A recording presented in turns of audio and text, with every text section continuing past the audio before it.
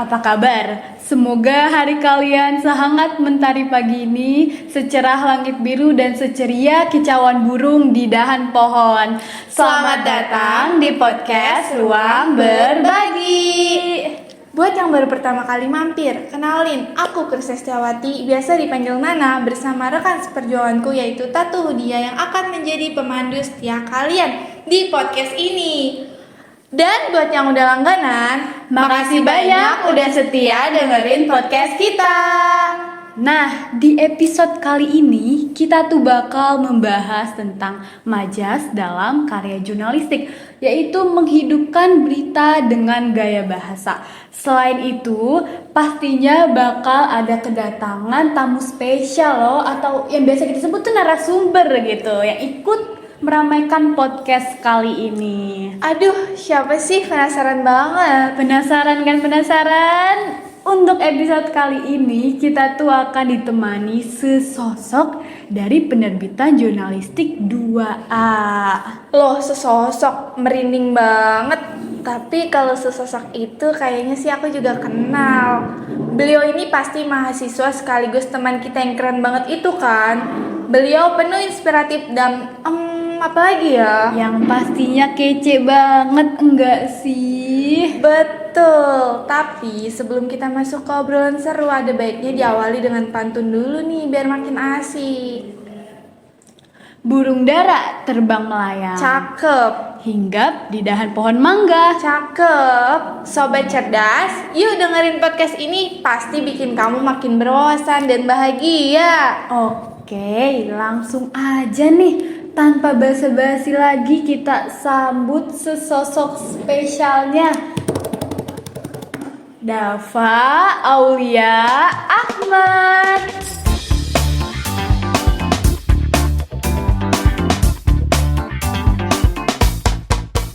Halo Kak Dapa, apa kabar? Seneng banget nih rasanya karena Kak Dapa bisa datang di podcast kita hari ini. Halo juga, aku juga senang bisa dipanggil ke sosok-sosok yang ternyata berinisiatif di balik podcast Ruang Berbagi alias Rugi. Dan aku juga gak lupa untuk menyapa penonton atau pendengar kita ya dari Sobat Rugi sendiri. Dan selamat pagi juga atau siang ya Nana dan aku. Nah, sebelum kita bahas lebih jauh tentang pembahasan menarik kita hari ini, gimana kalau kita bahas lebih jauh tentang narasumber kita dulu, yaitu Dava? Tuh. Boleh kan? Boleh. Boleh banget. Pasti pada kepo gak sih? Ya kan? Oke, aku perkenalkan dulu ya. Sebelumnya nama aku Dava Ahmad, aku dari Politeknik Negeri Jakarta dan sekarang aktif sebagai mahasiswa jurnalistik. Dan juga aku juga ikut komunitas literasi, komunitas mahasiswa, dan juga komunitas relawan kemanusiaan. Dan hobi aku berdiskusi, terus membaca dan menulis. Wah, keren banget nih narasumber kita hari ini. Oke Dapa, udah siap kan? Kita kan mau ngobrol panjang lebar. Siapkan diri ya untuk ngobrolin majas dalam karya jurnalistik menghidupkan berita dengan gaya bahasa yang super menarik di podcast ini. Langsung aja kita masuk ke obrolan utama di podcast kali ini yang akan membahas tentang majas dalam karya jurnalistik seperti berita bersama teman tercinta kita, Dava. Nah, yang kita ketahui nih, Dapa kan sebagai mahasiswa jurnalistik kan cukup atau lumayan mengetahui soal majas di tulisan jurnalistik nih. Berbicara tentang majas, apalagi majas dalam karya jurnalistik seperti berita. Nah, menurut Dapa apa sih majas itu sendiri? Oke, pembahasan kita kali ini emang cukup unik beneran ya. Iya. Kita kan bahas implementasi majas atau gaya bahasa terhadap karya jurnalistik yang merupakan sebuah tulisan diperuntukkan untuk dipasang dalam media massa. Tentunya untuk bisa dibaca oleh masyarakat seperti kita.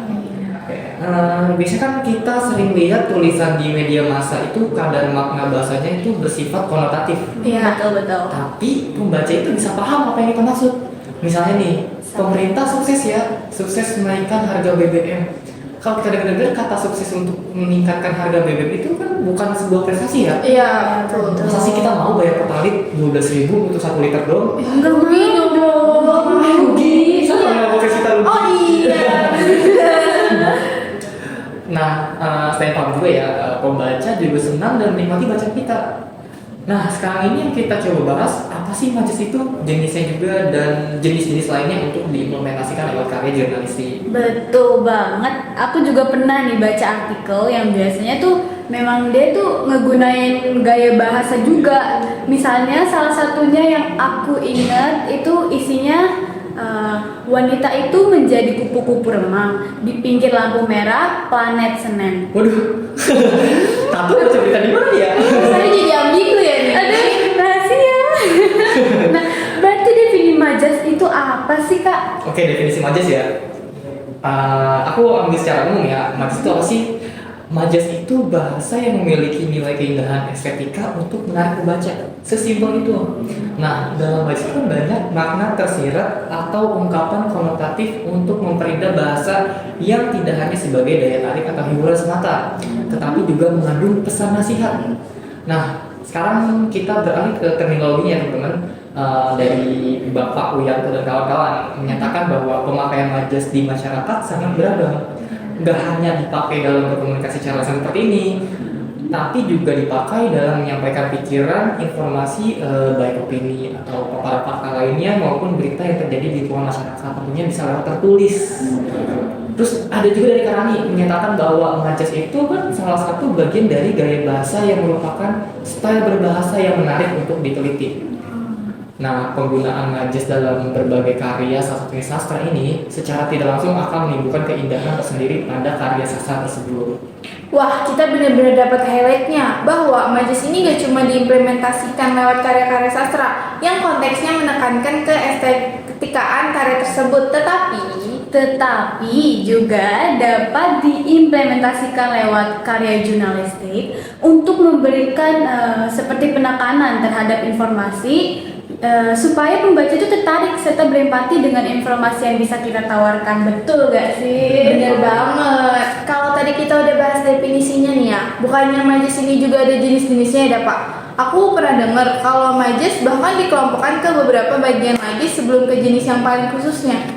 Bener banget, aku habis buka buku EBI dari Bapak Firman Mulyato ya. Ternyata majas yang secara khusus ini terdiri dari 40 macam lebih. Wow, banyak Banyak banget, bayangin. Tapi yang kita bahas kali ini kita sederhana ya, yaitu ada 4 macam sederhana bentuk majas, yaitu majas perbandingan, majas penegasan, majas pertentangan, dan majas sindiran. Itu 4 poin sederhana majas itu bisa dibagi. Oh, kalau begitu majas ini ya secara sederhana yang aku tangkep dikelompokkan menjadi 4 macam. Betul banget. Nah, dari 4 ini tuh pasti punya sub-subnya atau jenis-jenis tersendiri. Iya. Seperti yang aku tahu ya, yang aku ingat seperti ada personifikasi, hiperbola atau metafora yang seharusnya itu tidak asing di telinga siswa, apalagi mahasiswa seperti kita. Bener juga ya Tatu. Tapi aku jadi punya pertanyaan khusus deh. Mungkin majas yang kita pelajari saat sekolah ini belum seberapa kan dengan jumlah keseluruhan majas yang eksis. Berarti apakah keseluruhan jenis majas tersebut mampu atau dapat kita implementasikan lewat karya jurnalistik? Pertanyaan bagus. Sebenarnya itu kan nggak selalu tentang bisa atau tidak, mampu atau enggak, tapi lebih ke efektif atau enggak sih, relevan atau enggak sih. Kan kita tahu ya kalau jurnalisme itu erat sekali dengan sastra. Begitu pula dengan gaya bahasa yang menjadi makanan penulis seperti kita sehari-hari dalam menciptakan karya jurnalistik tertulis. Bayangin disuruh Kamaria buat karya tulis pakai majas. Aduh, Gimana rasanya? pusing dikit, anak-anak dikit lah. Nah, penggunaan majas pada karya jurnalistik ini juga tergantung konteks berkapasitas apa sih tulisan kita. Misalnya nih, aku kan nggak mungkin ya nyisipin kalimat yang manis atau konotatif di teks berita hard news atau investigatif news. Kayak aku nggak mungkin nulis anak kecil dilahap oleh jago api. Sebenarnya kayak nggak manusiawi banget kalau kayak gini ya. Kita katakan tapi kita kiasin kembali. Tetapi aku bisa aja nyelipin gaya bahasa lainnya di teks berita seperti soft news atau bicara. Jadi bisa kita simpulkan ya tujuan penggunaan gaya bahasa yang sudah dijelaskan itu di karya jurnalistik terutama pada teks berita soft news Soft news. atau feature itu mulai dari untuk memberikan efek retoris, memperjelas makna, atau menciptakan gambaran yang lebih hidup dalam tulisan. Bener banget. Tapi ngomong-ngomong itu efek retoris apa sih Kak?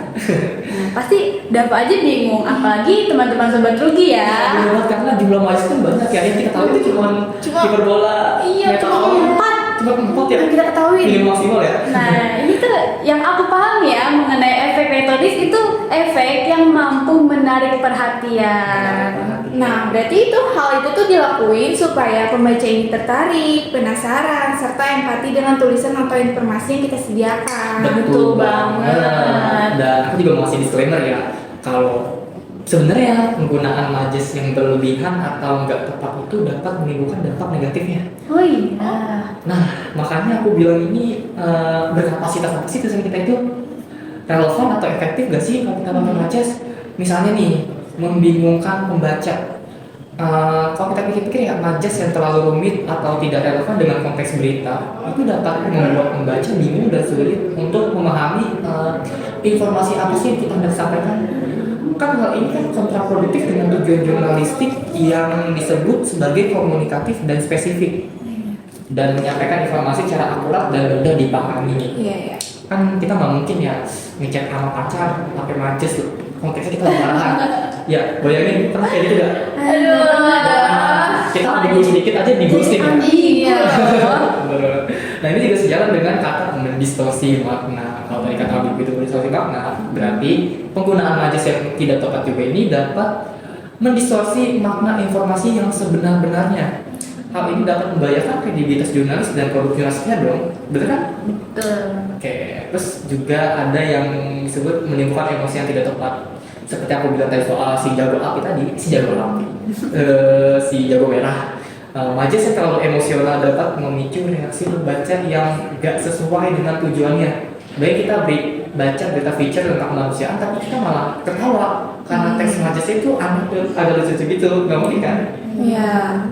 Nah, terus aku juga mau kasih contoh ya, misalnya penggunaan majas yang hiperbolik untuk menggambarkan suatu peristiwa bencana dapat menimbulkan kepanikan. Kita kan tahu hiperbola itu kan poin itu lebih-lebihkan ya. Iya. Tapi kalau kita terlalu berlebihan juga, itu bisa menimbulkan kepanikan ya di kalangan pembaca. Terutama ini informasi yang kita sebar luaskan nantinya. Dan ini juga sejalan dengan mengaburkan fakta. Majas yang digunakan untuk menutupi fakta atau memanipulasi opini publik itu dapat merusak integritas kita sebagai jurnalis. Karena ya nyebabin hilangnya kepercayaan publik terhadap media-media. Lagi-lagi kembali ke soal berkapasitas apa dan kesesuaiannya konteksnya lagi. Betul banget. Makanya dari itu sebisa mungkin selain jenis atau macam berita apa yang kita tulis ya, misalnya kayak soft news, hard news, tapi itu juga harus menimbangkan nih, juga memikirkan jenis atau macam majas apa yang hendak kita implementasikan. Oh, jadi seperti itu ya. Berarti fokus pembahasan podcast mengenai majas dalam karya jurnalistik selanjutnya kita akan berkembang ke jenis-jenis majas yang mungkin sering digunakan atau diimplementasikan di karya jurnalistik seperti teks berita soft news atau feature ya Dava. Tepat sekali. Nah, karena kan kita lagi podcast ya, Iya. lagi rekaman juga, bukan kuliah umum ya. Jadi kita belum bisa bahas tugas habis nih. Dan aku juga nggak mau lihat kamera yang lagi ngerekam kita ini kelihatan capean karena dengerin kita lama ngobrol. Bosen ya. Iya pasti takutnya kan bosan kan. Tapi nih ya, belum masuk ke contohnya, tapi udah kelihatan di dalam majasnya nih. Iya. Tapi ya jujur memang pembahasan ini tuh menarik banget. Menarik banget. Sampai kita tuh gak sadar udah berapa sih 10 menit 10 menit lebih deh. lebih yang waktu yang kita habisin untuk membahas sekedar majasnya aja gitu. Sekedar majas aja belum jenis-jenisnya ya.